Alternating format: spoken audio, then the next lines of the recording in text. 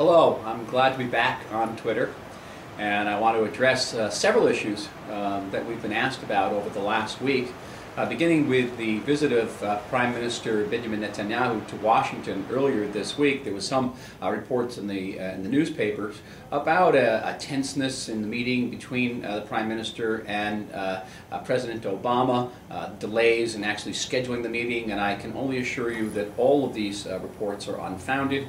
In fact, the meeting was very warm, very friendly, very constructive. I was there, I took part in it, and I can assure you that it was a much longer meeting than anticipated. Went on for nearly 2 hours, and the two leaders discussed issues that are of vital importance to both the United States and to the State of Israel, beginning with the peace process. The major problem with the peace process right now is preventing Palestinian President Abu Mazen from fulfilling his threat to resign from his position. It would be a disastrous move both for the Palestinians but for the peace process in general.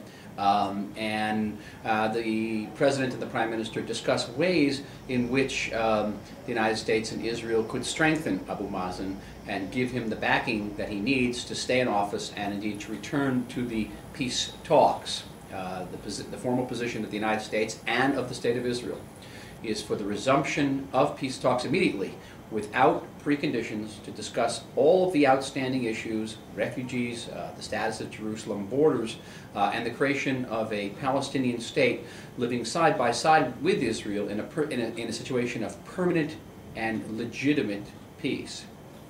Another issue discussed briefly during the Prime Minister's visit was the Syrian track, whether there's a possibility of opening a parallel peace process with the Syrians. And here the reports, the forecasts are less than bright.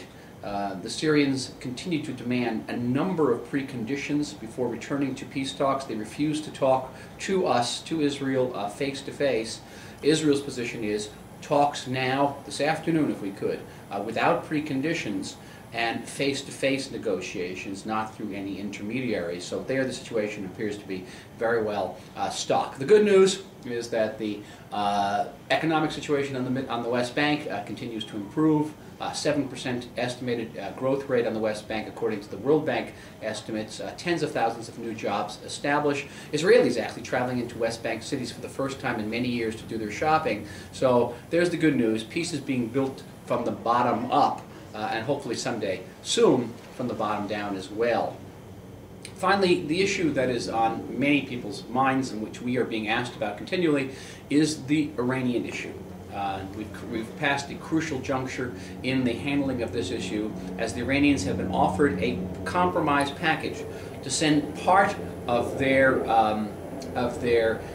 combined amount of LEU, low-enriched uranium, of their stockpile, to send it out for higher enrichment to Russia and then to France, returning to Iran for use in a medical research reactor. Now what this would do would simply take the size of that Iranian stockpile of low-enriched uranium and make it smaller, and thus making the distance between the Iranians' ability to make a nuclear weapon actually make that distance a little bit longer. But the Iranians have rejected the deal.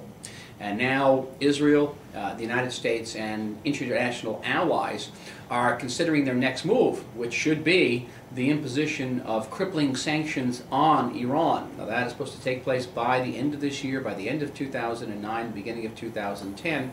And we are working very intensely and closely with the United States to prepare these sanctions that will deeply impair the ability of Iran to conduct business in the world, impair their ability to import distilled petroleum products. They've got a lot of gasoline, but not many of it is refined gasoline.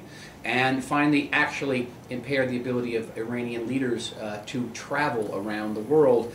And we're anxious to see whether these sanctions will effect a major modification of Iranian behavior, leading to a suspension of all uranium enrichment activities on Iranian soil. That is the goal. That is both the United States' goal as well as that of the State of Israel. So that's all for today on Twitter. Please send in your questions. Hope to be with you soon and to answer them. Shalom, shalom from the Israeli Embassy in Washington.